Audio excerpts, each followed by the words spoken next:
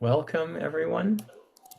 We're thrilled to have you with us for this special series with Sacinandana Swami, How Material Life Doesn't Work. This is a part of our regular program that meets on Wednesdays at this same time, remembering who we are, which is for the purpose of understanding that we are not the mind, we're not the body, we're not our ego of who we think we should be with respect to this mind and body. We are the soul. That is the true self. And when we remember and we align our decisions with that understanding, we reinforce that identification and we can walk the path to self-realization, eventually in full. So that is what this community is for. And as part of our anniversary of the fifth year now, we have a special series that we're doing, How Material Life Doesn't Work, which is to understand the difference between our current existing paradigm and the paradigm of the real self, the soul, and how to cross from one to the other by recognizing what is not working about our current paradigm and gaining great impetus and knowledge. Hopefully, even realizations will come to traverse that path from the ego paradigm to the soul paradigm, the one that doesn't work, really having full conviction, and moving into the one that does work, that is so bright and so inviting for us all, where all possibility lies. This series will be an hour long officially, but Sacinandana Swami, as our guest, is kindly going to stay with us for another half an hour to take questions each time. This is our second session. We had a wonderful first session last week. If you're new to this series, you're most welcome. If you've been with us last week, hopefully you also experienced how invigorating it is to be with our Swami and to be guided into his wisdom. The program will close with some questions as time permits. And then again, there will be more time for questions afterwards. Please send your questions to Michael. Michael Sloyer, you can raise your hand. Michael Sloyer will be fielding them. And this is also a really rare and remarkable opportunity to ask questions of our dear speaker. Please take advantage, and it's also a practice to be listening intently and thinking, what's coming up for me and what questions do I have? What would really help me to advance spiritually or in understanding what doesn't work and what does work, if you will. So please do come up with your questions, and you can send them to Michael in a direct message again. Um, the a word on the culture that we are co-creating together.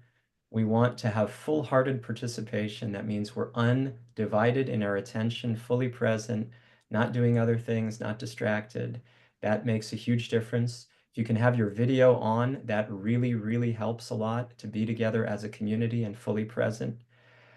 We want to have respect for everyone in this room and certainly our esteemed guest, Sacinandana Swami, and the teachings that he will be sharing with us, which are very inspiring. I'm convinced you will get a lot from. And lastly, determination. Determination to really take these teachings to heart, to not take it casually, to not just show up and then, okay, next thing, that was nice. It really requires a mindset shift that we are going in with determination. Today is also a very wonderful day. It's in the yoga tradition, it's called Akshaya Tritiya, and it's a day where eternal possibilities unfold when we make new commitments to the life of the soul. So whatever you decide to take to heart today from the teachings of Sacinandana Swami, you'll feel more wind in your sails. It's very special that we get to do this today. So your full-hearted participation, respect, and determination are wanted. And Sacinandana Swami is coming to us from Germany. We have many of you from around the world. We're so honored to have you. And certainly to have him. He is my guru. He's an amazing guide for us at Upbuild, instrumental in everything that we do. And we couldn't think of a better thing to offer this community than him as we try consistently to find ways to bring him back and to share him with you. He's traveling around the world sharing his teachings. He's written many books. He leads amazing kirtans, musical meditations. You should come to New York when he's here at the end of the month for them. Um, and yeah, we can't wait to hear from him. So I am now turning it over to you, Sacinandana Swami, for part two of How Material Life Doesn't Work. Thank you so much. Yes. I want to affectionately greet everyone. Let me just make sure, am I audible? Can you please someone give me a sign that the transmission works nicely? Uh, yes, good. I see. Good. First of all, a short recap of what happened at the last episode.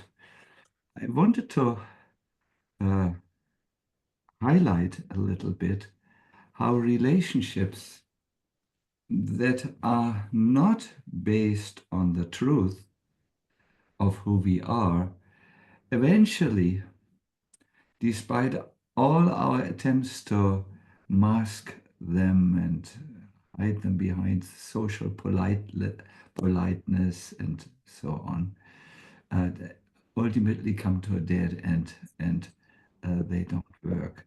Today, I have something in mind which will most probably cause a lot of reflection in your mind. I will speak about the main contradiction which we experience. We wish to live, we make arrangements for a long time, but cruel death destroys our hopes. I heard that in Europe, 72% of the people who die never made a will. Perhaps they thought that this would not happen to them, or it's more probably that they tried to sweep the inconvenient truth under the carpet, so to say. But this end of all of our efforts and death is something which many, many, many people are just suppressing. They are not integrating it into their life, and therefore they usually feel a huge shock when it either happens near them, that means when a near and dear one uh, passes on, or when it happens to themselves. This, in other words, the spiritual poverty which is seen in the material concept of life, which suppresses and uh, puts away the reality, shows up in many ways. My dear everyone, we at the moment in the West have a luxury that the ancient kings of the past times could not even dream of, all this hot and cold water, when we needed entertainment, when we press a button. But this only masks quite imperfectly the underlying quite spiritual crisis. It's quiet. No one speaks about it. But this spiritual poverty is by no means only a private problem. It hurts all of us. The moment the inner light dims, the inner darkness manifests as an existential vacuum, which we try to fill with relationships, with mm, wealth, with social status, and so on. But the existential vacuum is still there. I heard that in the last 10 years, the depression of the world population increased, listen to this number, by 218%, not 100%, 218%. That's the result of loss of the soul. I could now go into into the list of how loneliness and alienation happens. I've written something here down on this. The people surround themselves with these social networks, yet they yearn for genuine community. I think you know what I'm speaking of. They are so active in the social network, but genuine community escapes them. And people can drown themselves in information, but they're starving for spiritual wisdom that opens their eyes to the experience of happiness and contentment and so on. And yes, they pursue pleasures on the external platform, but because all this is not connected with who they really are, they lack this peace and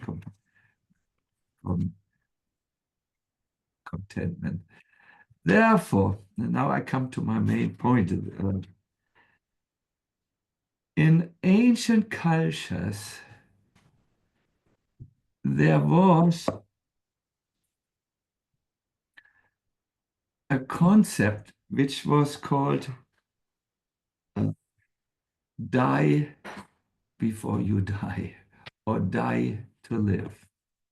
And because this is a little jarring, it jolts us, I need to explain. Just, I have a very good friend with whom I have opened a retreat center in India. There was an adventure. I never want to do this adventure again. I could tell you stories of snakes who didn't want to leave our land and caused a huge problem as if they were connected by one mastermind. I could tell you of the amazing ways in which people try to cheat us and so on. But no problem, the retreat center is there, and even the snakes live with us in peace there. So all this I did with one good friend of mine who wrote me a few days ago a WhatsApp message, which was very serious. He said, I have an aggressive cancer. It spreads very much. Snakes would not kill me. the difficulties in India have not harmed me. Now, something in my own body is eating away my vitality. What can you tell me as my friend? And I said, you have to practice to die before you die.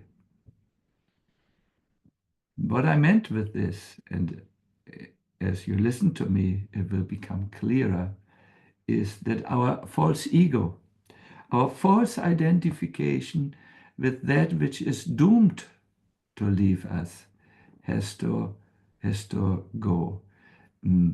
Because It is this false identification that is at the root of our uh, problems which we have. I remember a little while ago, mm, I was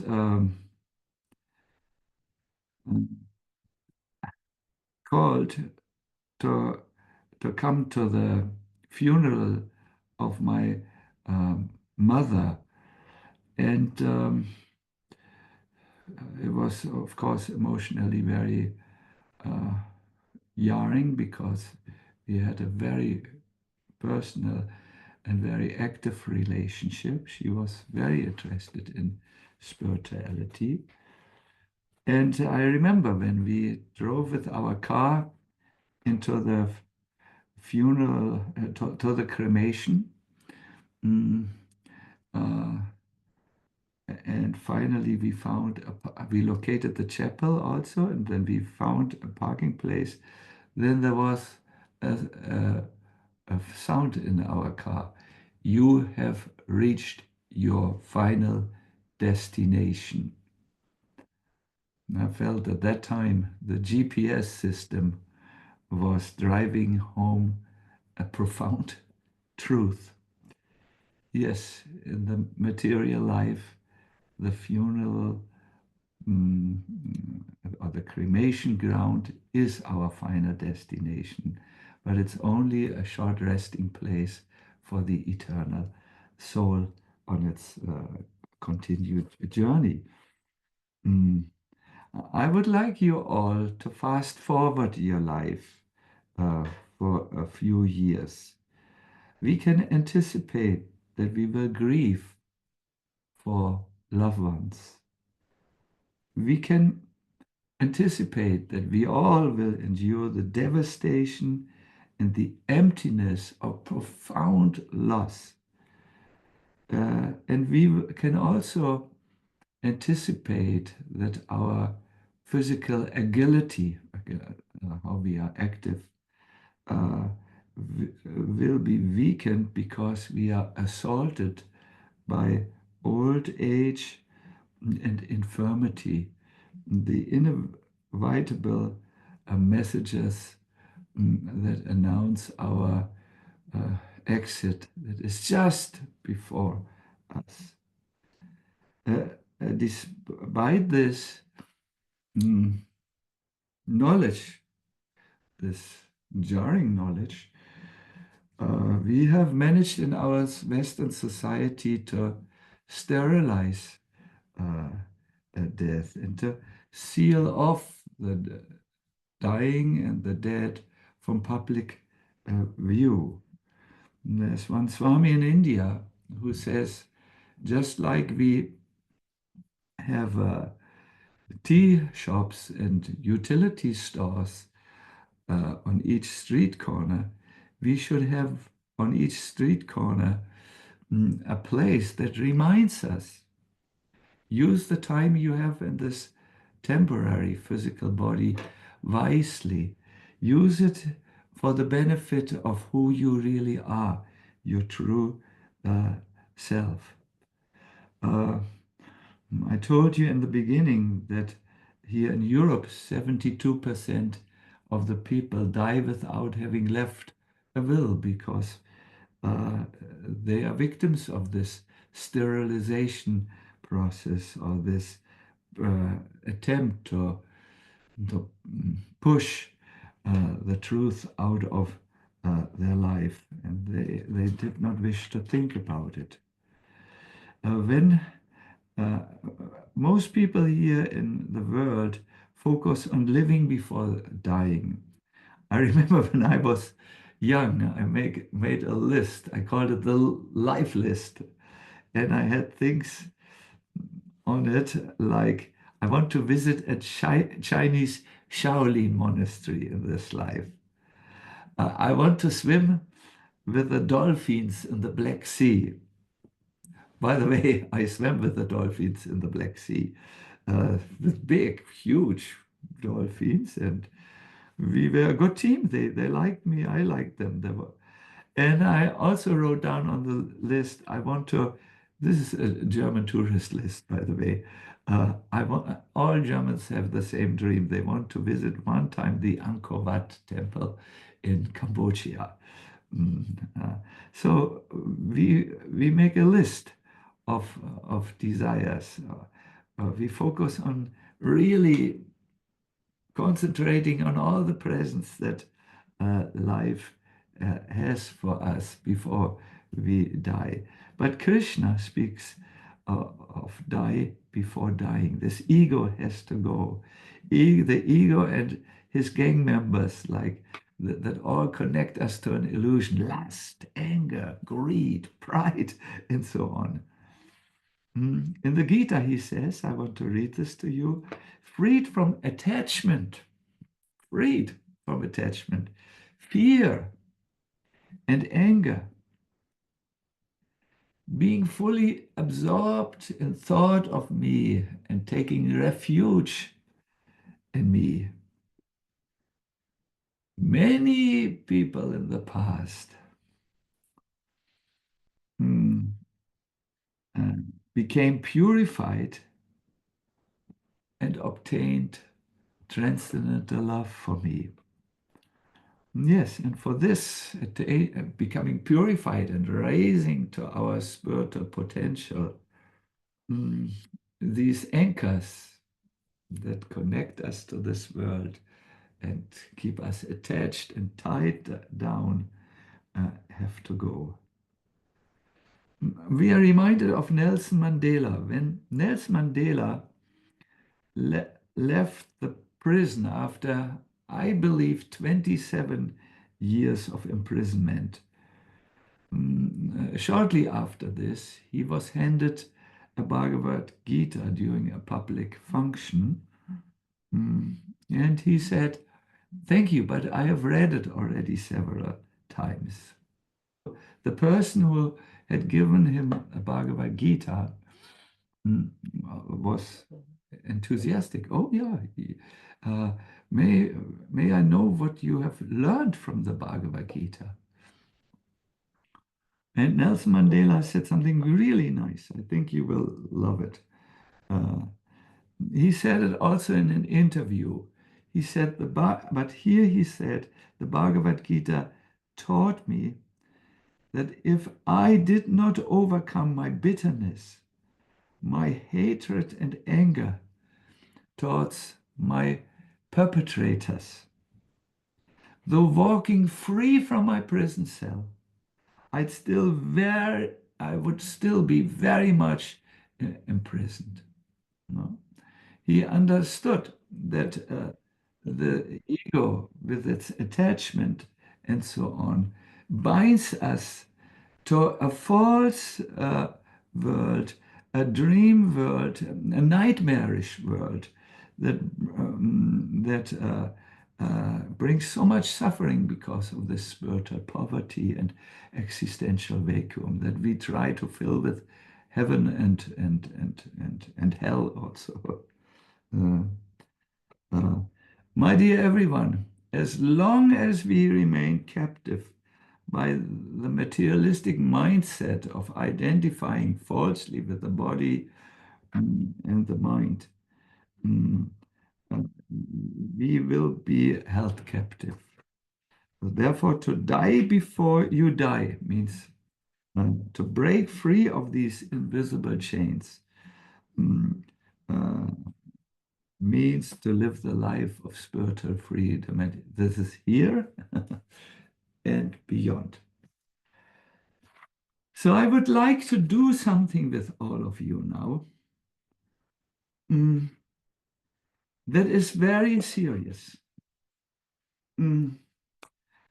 When we started this call and all these little windows went on, by which we could all view who's present on the call, I was still in two minds. Should I do what I intend to do? But as I saw the expression on your faces, I felt just very much encouraged, because it's clear even on second view. I have seen many of you before, but now I see you second time or extra time, that you want in this program something serious. So I will bring you to an exercise that will help you mm, to identify spiritual goals and purposes that will empower your life. Uh, so I request everyone before we start to do this here. We should have good air in the room. If you don't live next to a street crossing, you might want to open your maybe anyone wants to drink something. I have a fruit juice here.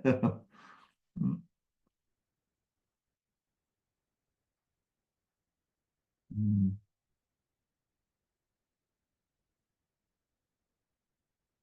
Fine.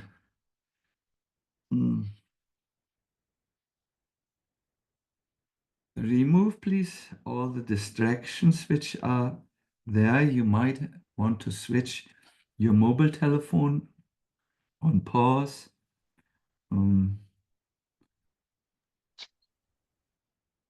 Sit straight, please. We will bring you to a very inner state where good thoughts can come. When you're ready, close your eyes.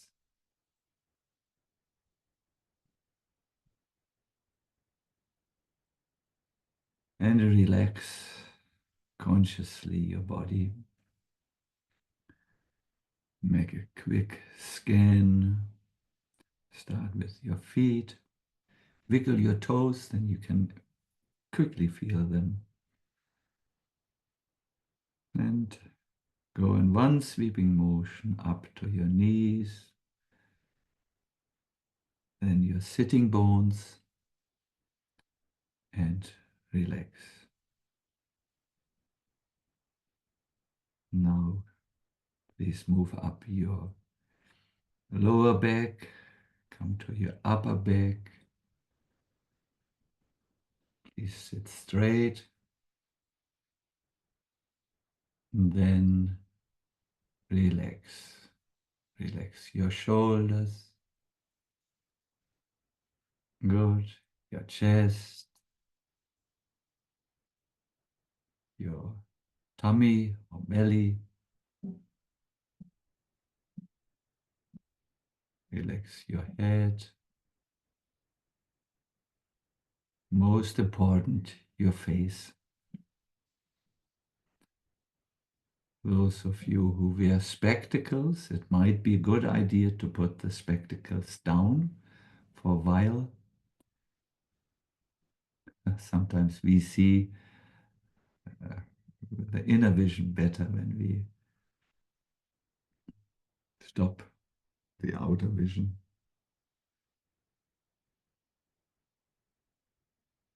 And concentrate, please, on the breathing sensation in your nostrils.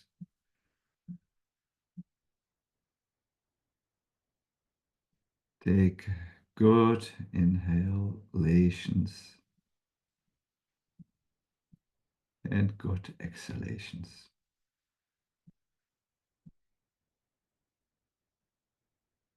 Be curious. We will now move into the future.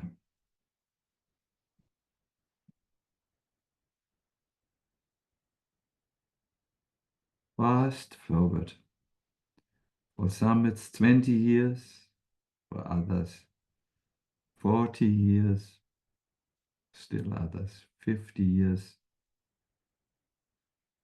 And picture a large gathering of people coming into a room. The mood is somber and serious.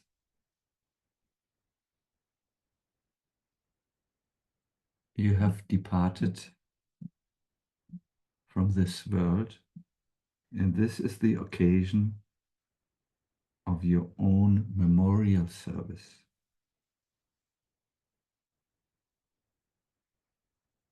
Try to picture the scene in the room.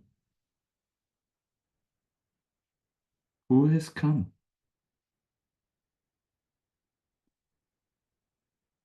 Where have you gathered?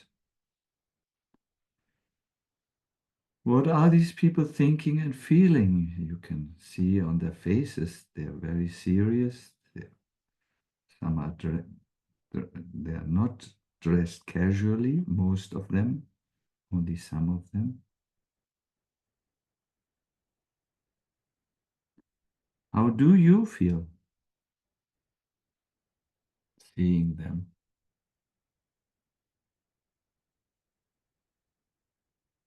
Everyone is now seated.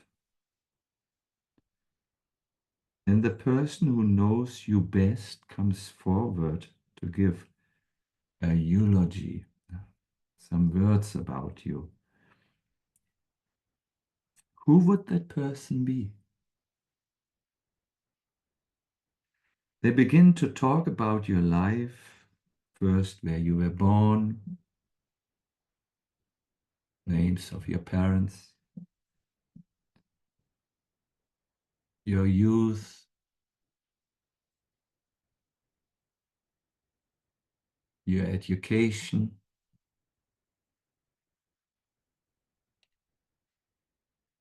perhaps your first job.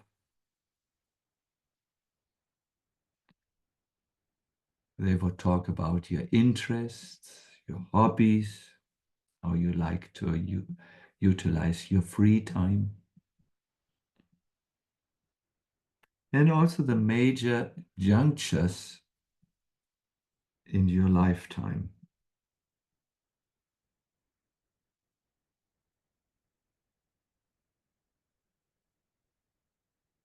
They also begin to reveal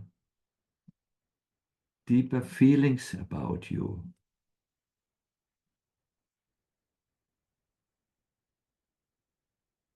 How would you like them to complete the following sentences?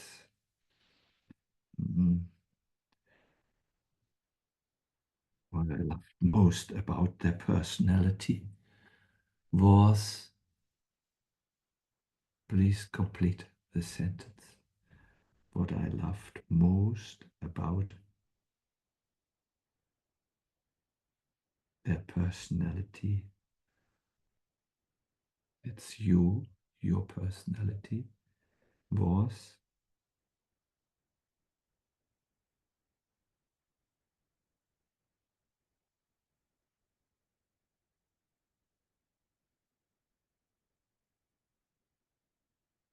Then the speaker turns to new subject matters.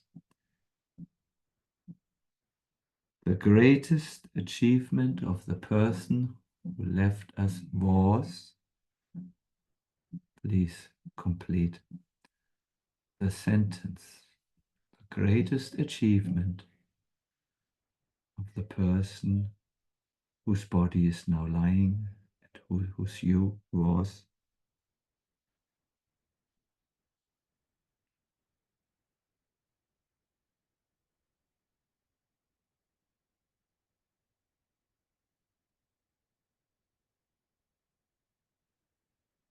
And finally, the last subject they would speak about, you, is the person would say, the person who is lying now before us. They made a difference to the world by, please complete the sentence.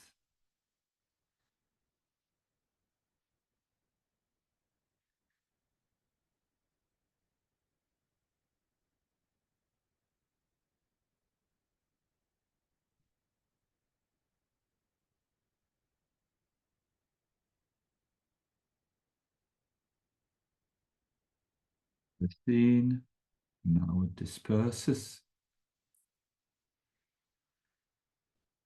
Kindly rub your hands together.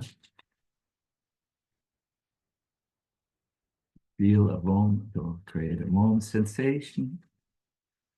Bring them to the eyes.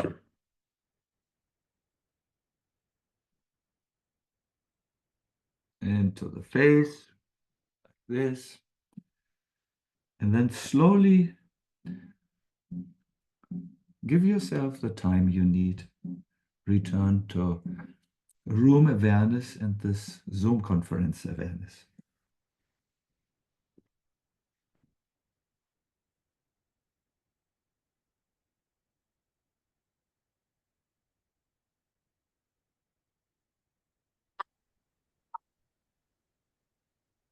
Dear everyone,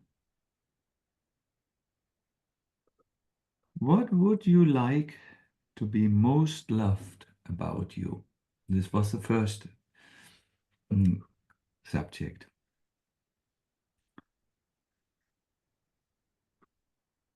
For, for me, I've done such exercises. I want to be remembered as a person who supported others and who was alive and flexible and remained curious.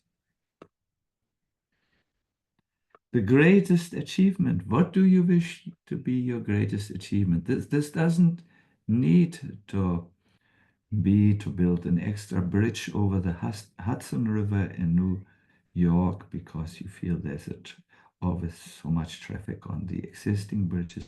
No, it could be something in relationship to your children or to your friends. And they made a difference to the world. What would you like your contribution, in other words, to be there? Looking at our life, my dear everyone, before the mirror of our inevitable mortality brings us quickly to see the essence of life. That here in German we have a philosopher, he is Germany, he's gone, Goethe, Johann Wolfgang von Goethe. I don't know how you would pronounce his name in English. Goethe, maybe. And he said, if your thinking becomes confused and you lose yourself, then go out to the dead. He was speaking of the graveyard. Because when you look into the face of death, questions are answered about what should be done and what should not be done. And if you have identified a few things,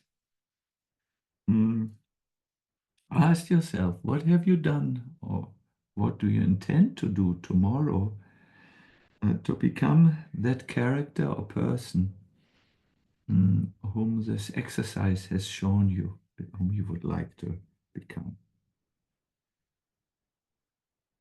I will close my session today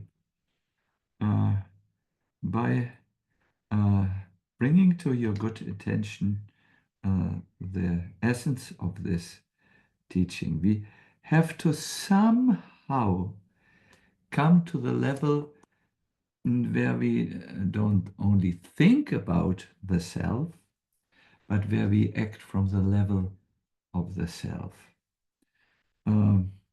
This is what I told my friend who was suddenly surprised by this notification that you have this aggressive cancer, and who asked me what to do. How do if I have any words on this? And I said, yes, I have been in this situation 3 times. I also had an aggressive cancer. I dealt with the aggressive cancer by that was when I was young. Don't recommend it, but I thought if you have an unwanted guest in your life, in your home, don't don't feed him anything. Don't give him anything to eat. So I fasted um, for a little more than a month, total fast. Mm. I only had one spoonful of honey to keep my vital functions uh, there because I also wanted to read and write a book and do so many things when I was fasting. And as I said, I was a little young at that time. Uh, so, and I was in deadly accidents and so on. And I found out that all these three encounters with possible death have always brought me to the essence that, okay, I will leave everything behind. I will leave my nice wristwatch behind. I will leave my glass with carrot juice behind. My nice, even my monk dress I will leave behind. Mm, my library where I have such wonderful wisdom texts. Um, so let me uh, go for the inner treasures. Let me live on the platform now of that eternal life where nothing will be taken away. Mm. Yes. I thank you very, very, very much for listening. I hope that this was useful for you. Mm. And I promise I won't do this every session to guide you to your own memorial service.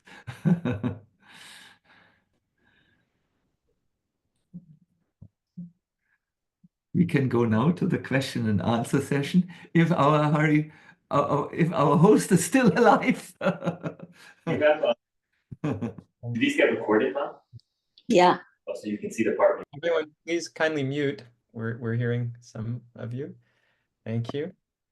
So we will go to our questions. We'll start with Bruno.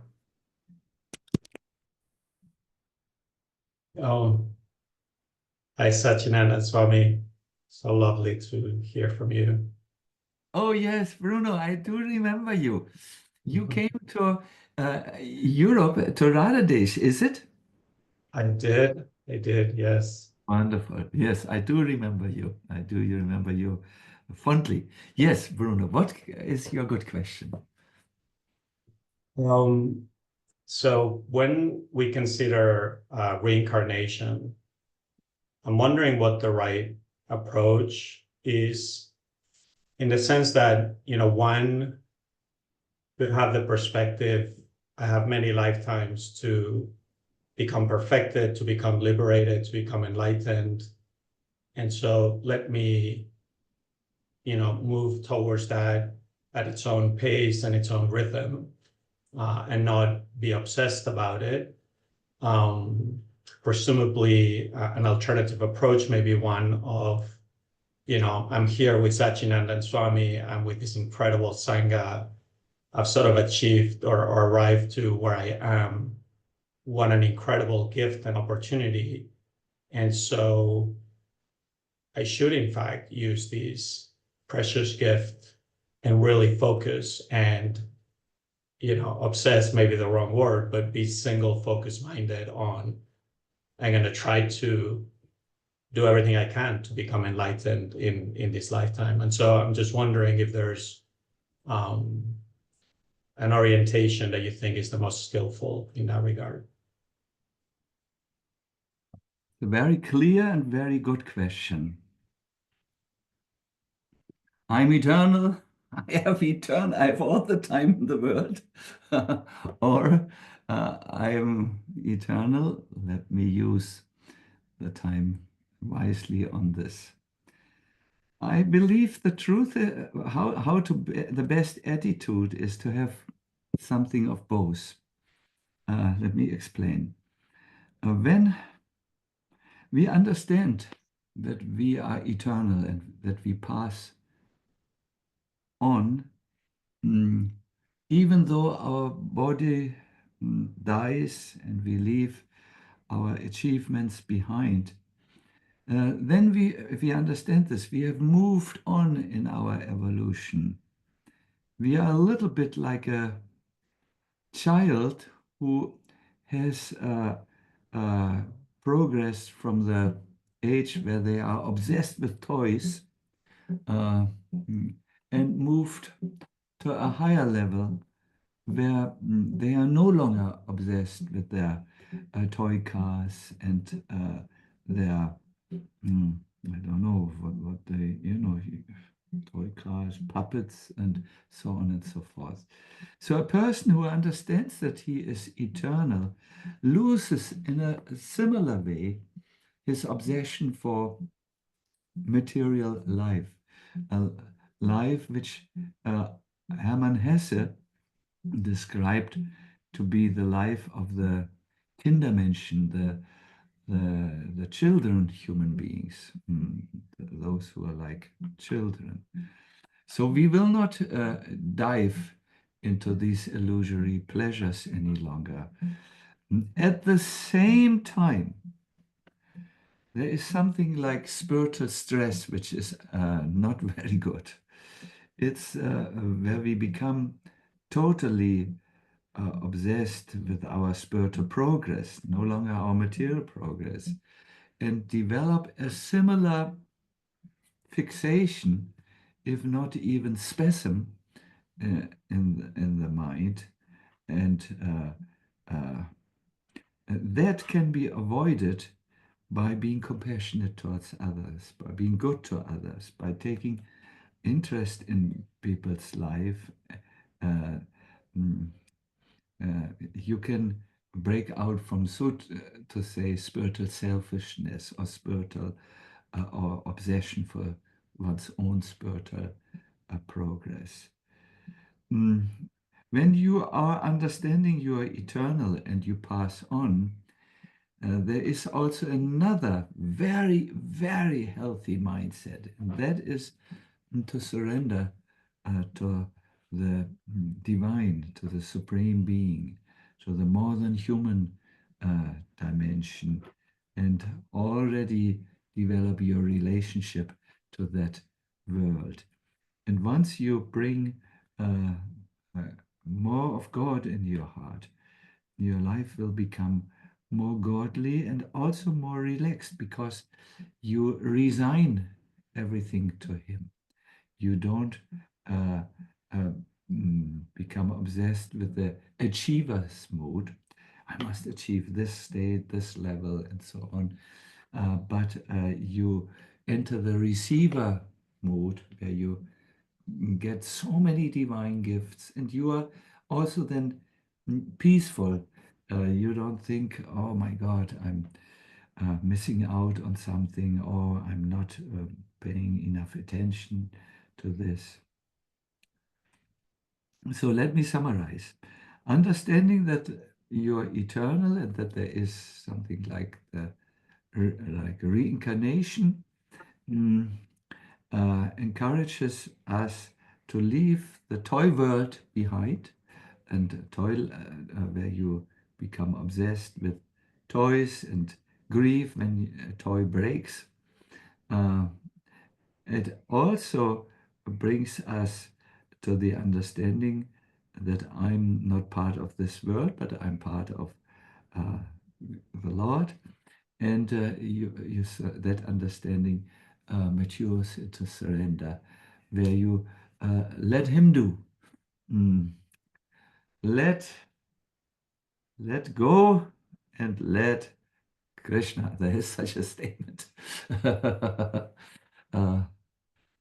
So that will also be there. That surrendered mood frees you from this achiever mentality, which can be also there in spiritual life. Thank you, Bruno. Such a nice. I hope I will be able to see you when I come to New York. Otherwise, I will run through all the streets of New York and try to find you like a needle in a hay hay heap. Haribol. We'll see you there, inshallah. Good, good. Thank you so much, Bruno. I have a follow-on to that question, Sacinandana Swami. Knowing your life and how much you've poured into your spiritual practice, how do you distinguish between this yogic idea of vyavasayatmika buddhi, or single-minded attention, strong focus and intensity, and being more surrendered and receiving and letting it be up to God's grace? It seems to me that there's a dynamic tension there, that you have given so much with such vigor and tenacity and determination, with a single pointed focus and goal, to attain to attain pure love of God. And at the same time, there's this gracefulness and ease. So how do we look at that? And how do we navigate that?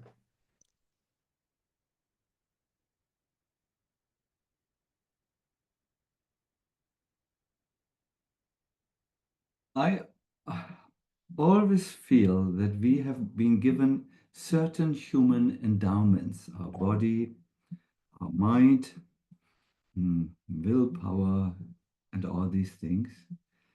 And for our spiritual life, we need to utilize this, to purify it, to bring it to best use.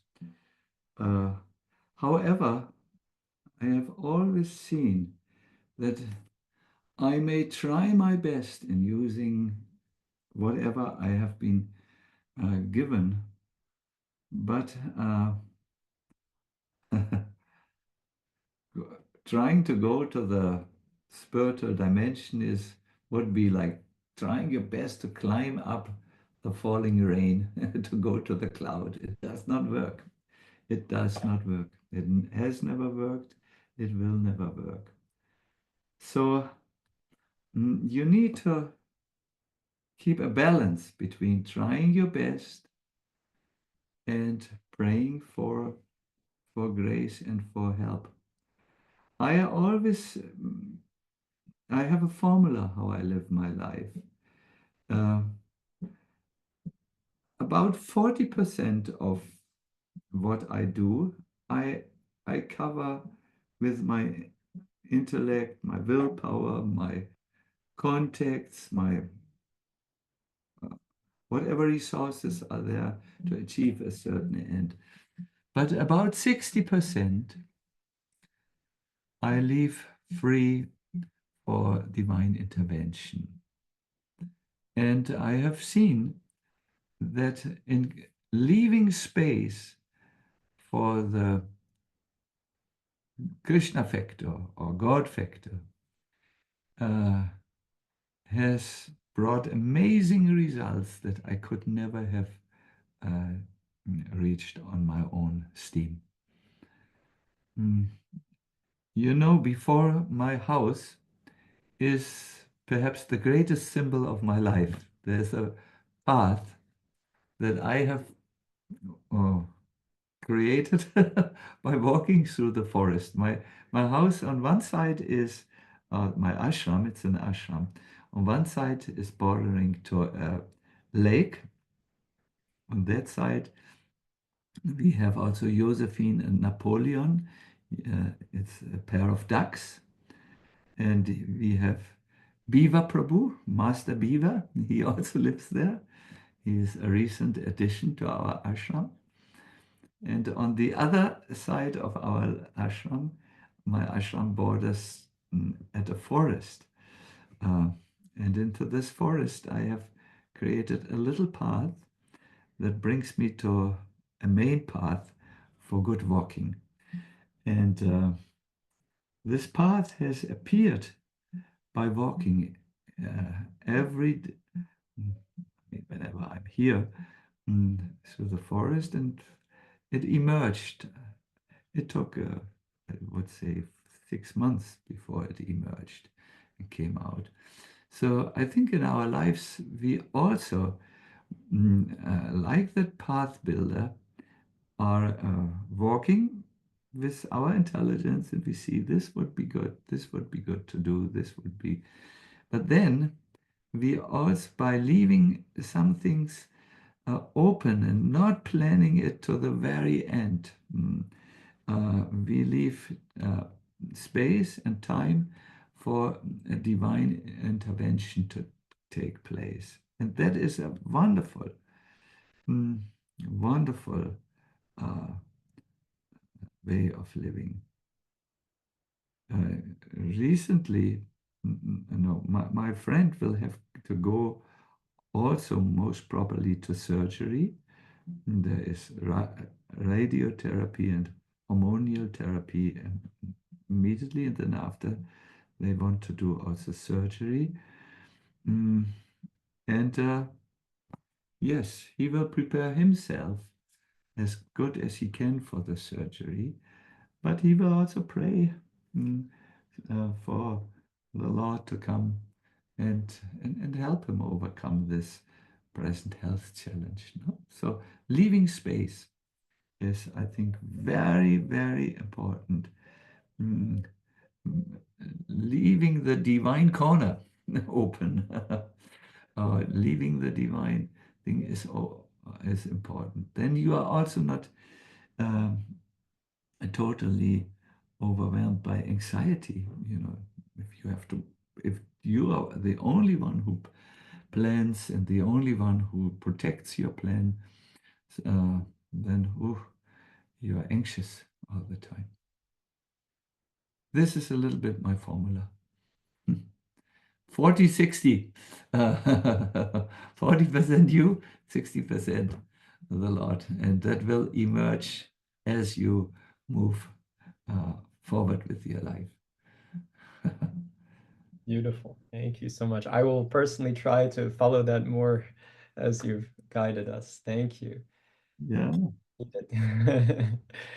So perhaps you can just give us some closing words before we transition to the unofficial Q&A after those who need to. Yes. I can see all of you. You're sitting there. Oh my God, I just died. And now at this moment, I don't have any question because I just died.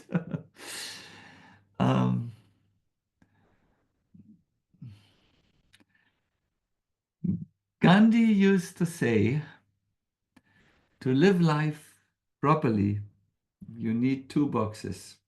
One is the box of life. The other is the box of death, because this is what it means to live in this material world. These are the realities, my dear everyone. And each box has the key that opens the secrets of the other box. In other words, if I enter with my thought and with my awareness the fact that I will be dead, I will find in this box, treasury box, the key to open the box of life. And vice versa. If I live properly, consciously, and open that box, I will find the key for the other box and will not be surprised. But thinking about the fact that we will die gives us a very good encouragement to live the life we are meant to live, our own life, and not imitate someone else. And it also helps us to separate that which matters most from those things that don't matter at all. These are my words in passing. I am looking at my wristwatch, so I think it's time for you to close this part of the session and then open the other box, the social room where we discuss some more. Thank you all very much. It was a great pleasure for me to address you all on these subjects, and see you very soon for the upcoming episodes and other things.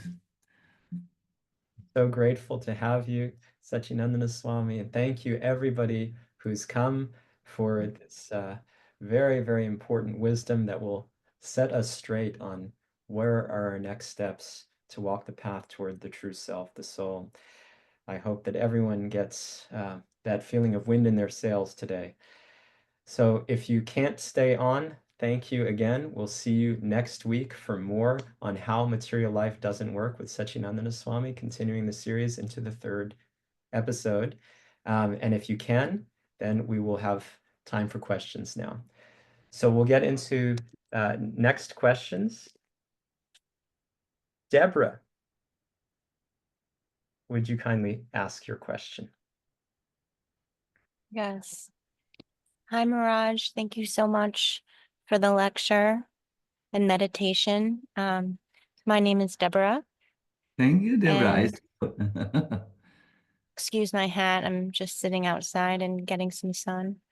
My question is, I'm very much aware of the principle, the Bhakti principles, especially that we aren't the soul, that we are the soul and that we aren't the ego. And understanding this principle is one thing. I very much understand this in my heart, but practicing it and really living and breathing it and being consistent in this faith is another. And my question is how can one stay hopeful and faithful with this principle when I feel a level of entrapment to reach these goals? And that I feel that there's certain circumstances and perhaps it's my disposition that knocks me down from obtaining this. Thank you very much, Deborah. And by the way, this hat is very suitable for wearing. Yes, you have touched onto a very, very important point. You do need inner strength for this. To act on the spiritual platform, you do need spiritual strength because there's so many distractions. Also, you have so many developed habits for you from your material life, the way to think. You have habitual thought patterns, behavior patterns, and so on. And to break free from all this is requiring some spiritual strength. You do need to have a spiritual practice for this. In India, they tell a very nice story. And there was a village, and there was a very rich man who was threatening villagers to evade their property so that he could seize the property and merge it with all his other properties. So he once came to one man, skinny man. This rich man was very heavily built with big muscles. And he said, I give you 1 year time. You have to evade your property and sign it over to me. If you don't do this, I will first break all your bones and then I will break your neck. So he had done this before, so he the man knew that this was not an empty threat. And he went to a saintly person and said, what should I do? And the saint said, very simple what you should do. Do you when does your cow calve? Oh, said the man, I think in 1 week or 2 weeks.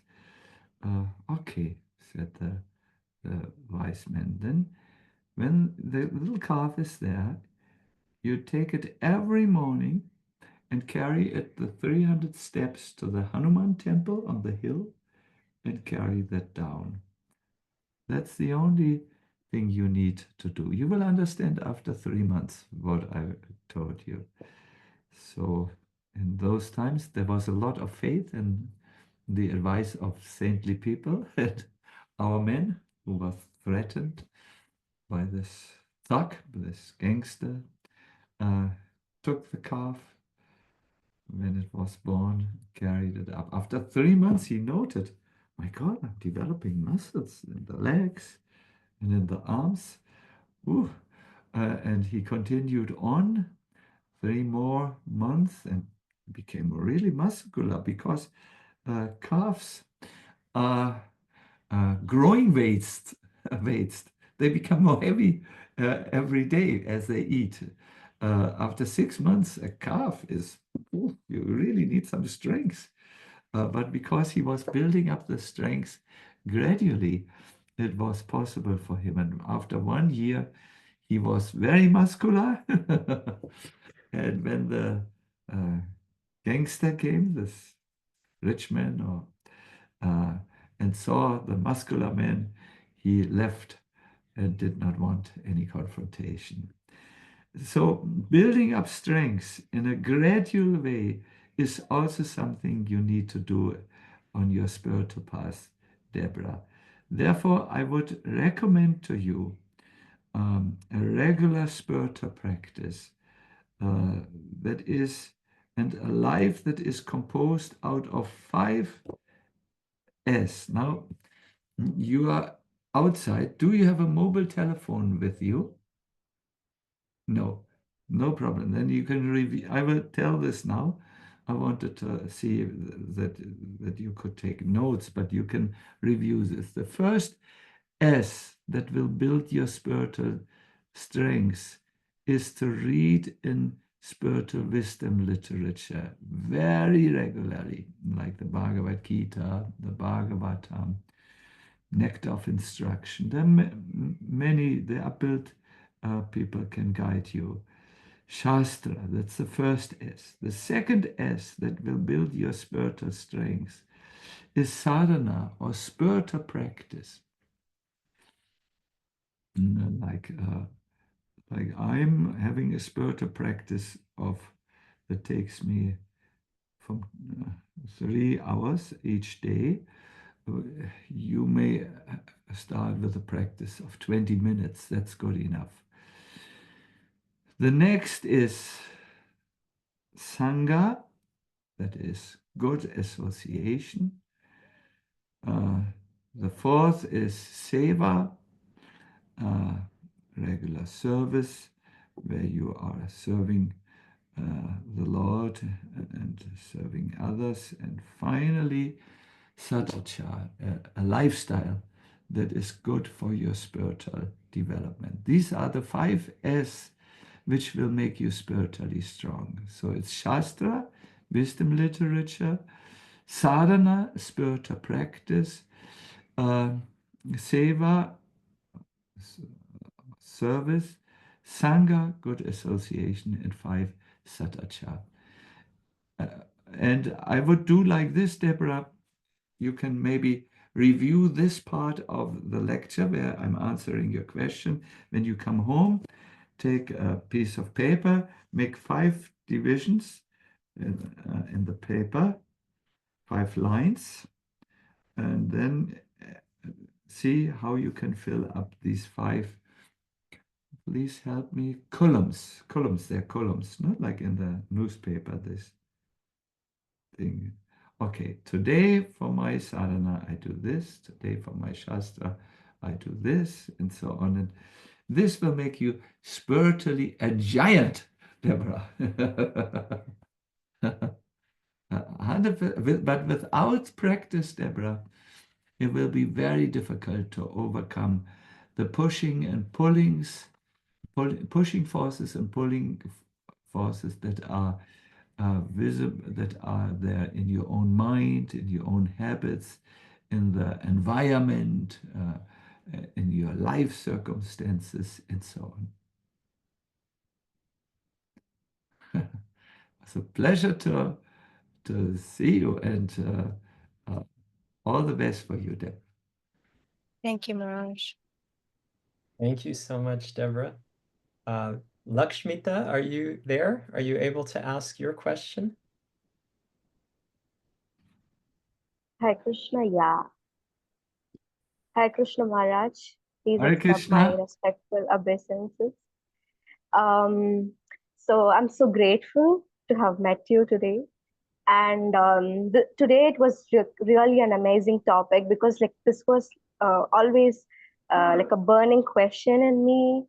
Though I have this knowledge of self and the purpose, so as you said, though I'm like drowned with knowledge and also about the spiritual practices, but still, you know, I'm finding quite hard. Like I'm always dying before death, and that scares me the most. Like even today during the meditation, it was like very hard to imagine. I could not really imagine.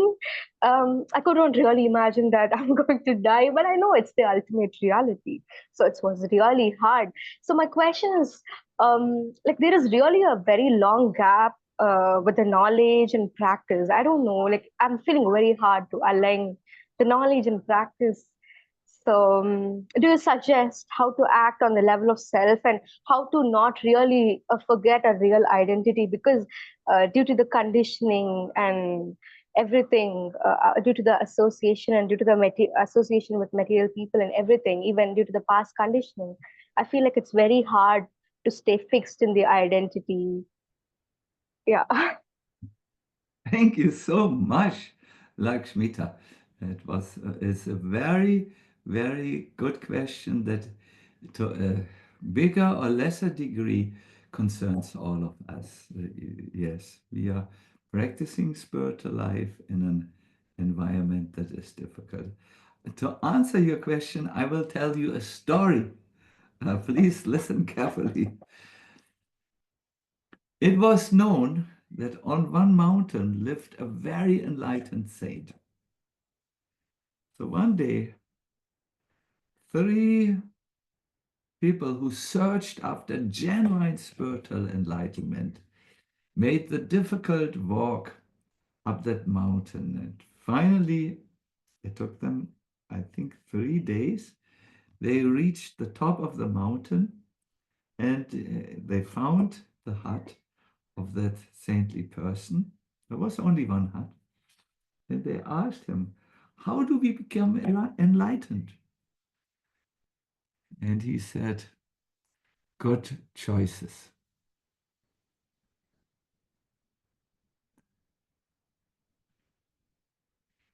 And the second said, yeah, that's the difficulty. How do we make good choices?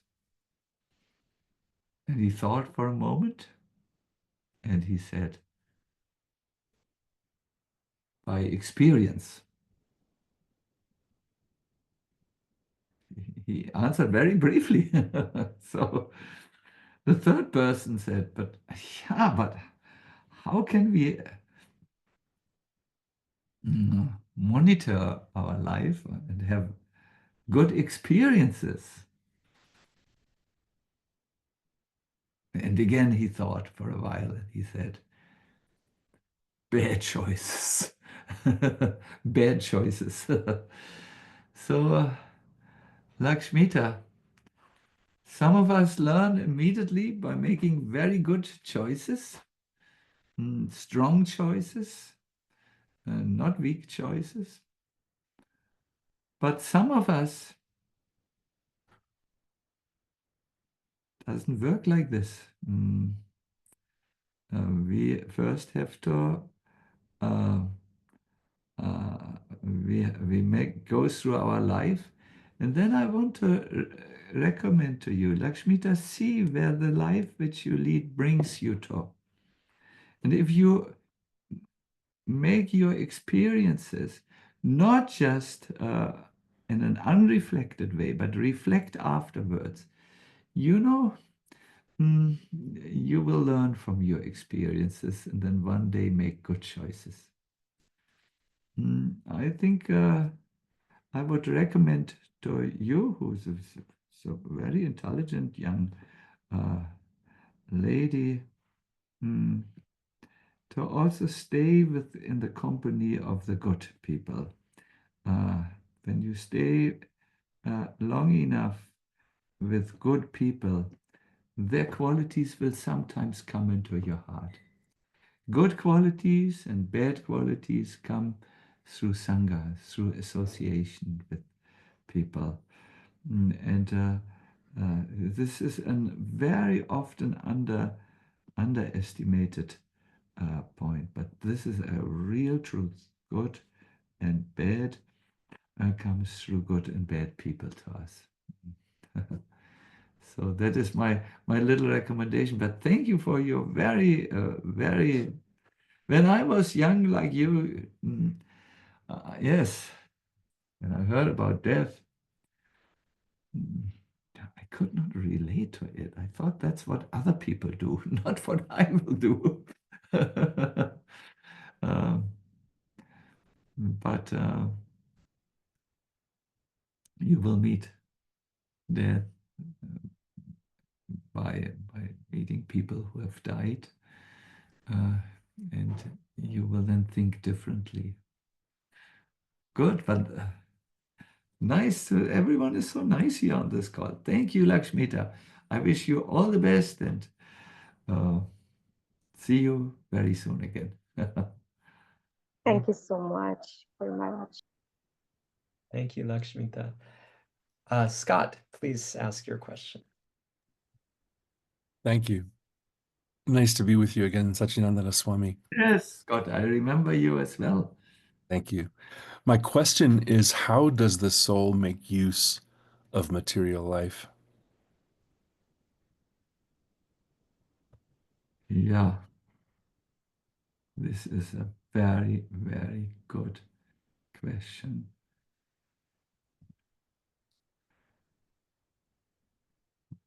Let me phrase it a little different as how do we become connected with all this and then utilize material life? And it is through a little knot in the heart. There's a Sanskrit word for it, Hridaya Granthis. It is really one of the major knots that binds the soul to temporary life. And this is through the ego, or in this case, more specific through identification. I want to tell you a little funny and quite embarrassing story from my own life. You know, as someone who constantly moved around, now I move around also, but I use trains and also airplanes. But there was a time when I was constantly driving in cars. Not myself, I'm not a good driver, but there was always a driver or an assistant with me. And we were absolutely dependent on our car. This was more important than our meals, that the car was working. I know sometimes cars did not work and everything was so troublesome. So we had just given up an old car, which really was a very cheap car, which simply could not be repaired any longer. And someone, an actor, a very prominent actor in Germany, had known me and had asked, is there any way I can help? And I said, yeah, I don't know if you can help so much, but we desperately need a car. Oh, I know someone in Mercedes-Benz. You know, they make these expensive cars, and he can give us a car, a very good car, which is only driven for 1 year. So I said, wonderful, wonderful.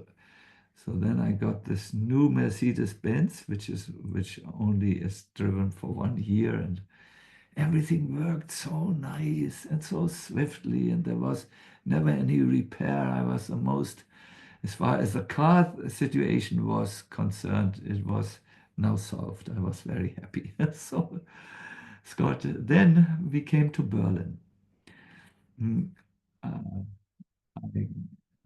We parked the car before a big seminar space, and I was giving a series of lectures for 1 week on that, in that seminar space. My subject was "There is no death." I still remember. And one day, as I was talking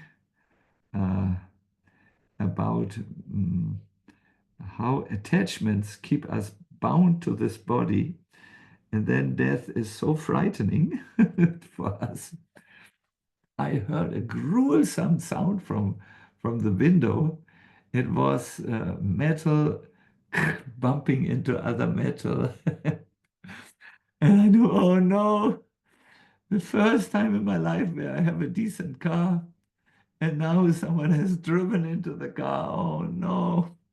And I have to go all over again, find another car. This time I will only get a very cheap car. And I was really very sad. I really felt upset. Oh, why did I come to Berlin at all? Don't I know that Berlin is not safe for cars? And like this, my mind was going.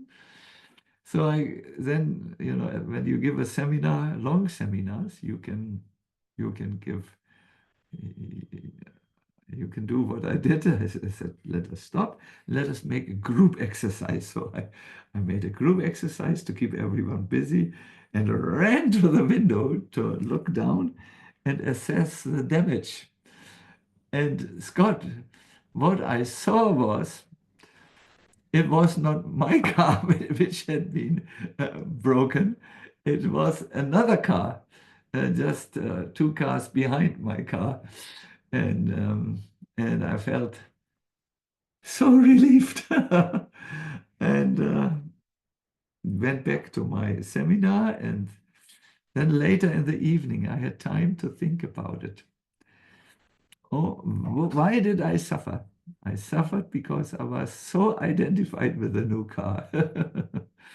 And why did I stop to suffer?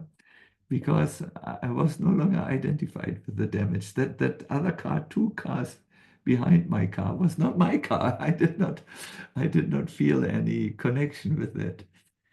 So this identification to the body, to the mind, to the concept of I, this is me, and mine, these are my possessions, the extended I, has to change in the spiritual practice into I am actually a part of Krishna, and Krishna is mine, or this is my seva, my service to him, and so on. It is, but this cannot be theoretical.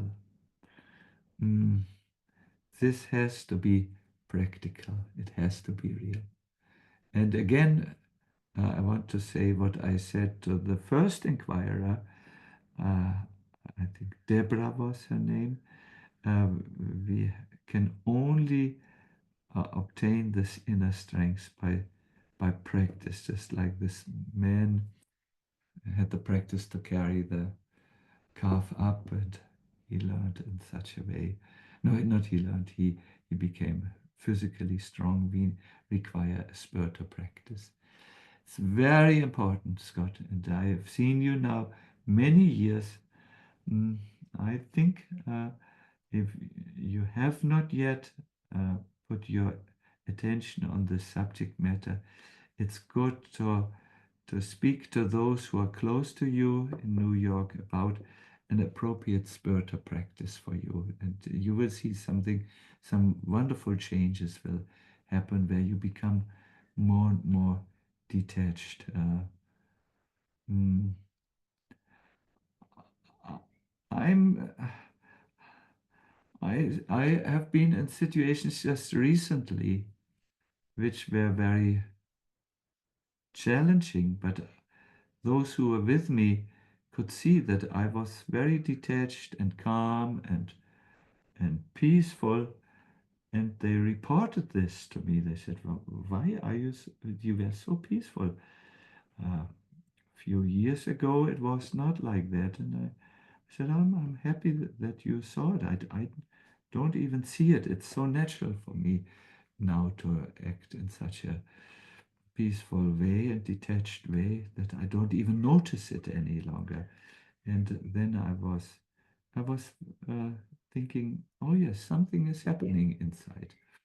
And it is, I owe this to two things, my spiritual practice and of course, divine grace, which makes everything possible.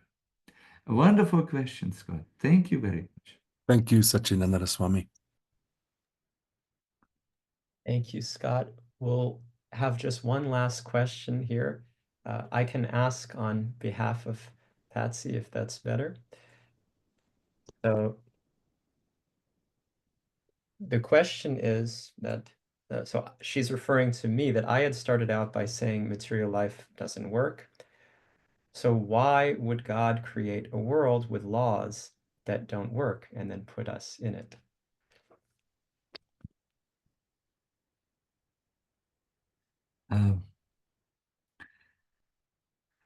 Before this question is another question. Why did we come here in the first place? What brought us here if we are together with if we are with the Lord? And it is according to the Vedic perspective, our most precious gift misused.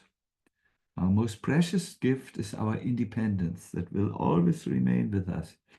It's the most precious feature of our existence. Excuse me. It's called svatantra, one's own willpower and acting power. It's freedom. But yeah, so we wanted this to be experienced independent from God. There was not a malicious interest to leave him and so on. We just wanted our, perhaps like a little child. I remember when I was a child, I would go with my grandfather, and he would have me he would have my little hand, and we would walk, and then I would shout, I can go alone. I can go alone, alone. And what could grandfather do? He let go of my hand, and I ran all over the place, climbed on every conceivable tree as we were walking. But the moment I saw a dog, I ran back and slipped my little hand in his hand. He laughed at that time, and he questioned me. You can go alone, no? No, the dog is there. And we continued together until we passed the dog, and so there was nothing malicious in it. There was just a certain desire to exercise my freedom. So we have this also, and then the Lord creates this world for us, where we can be so-called alone. But as we are trying and trying, we start to miss Him and miss this divine union. And then the Lord gives us scriptures and saints who walk this planet, and spiritual processes, and we can utilize them and restore that original balance which we left temporarily. So the world is made in such a way that you can be independent, you can live your dream, You can be the king of your imaginary kingdom. It's everything is provided for this. But the frustration which you experience or the lack when you try is also the mercy from above, and then you do your journey back. But this is only for those who are sincere and God conscious. There are many other souls, the majority, who don't go this way back. They don't like to do this. Yeah, so this is as good as I can answer this in a brief history of time. I think there was such a book out. We will close here. I thank everyone very much. Let us not go indefinitely here so that you will all come back. All the best for you. Thank you for being with us, and see you next Wednesday, if time permits. If your time permits. Thank you so much, Sacinandana Swami. It's so precious to have you with us. We can't wait for more. And thank you, everyone, for being with us. Please do come. Make the time to be with us. It means a lot, and we hope it serves you well. All the best.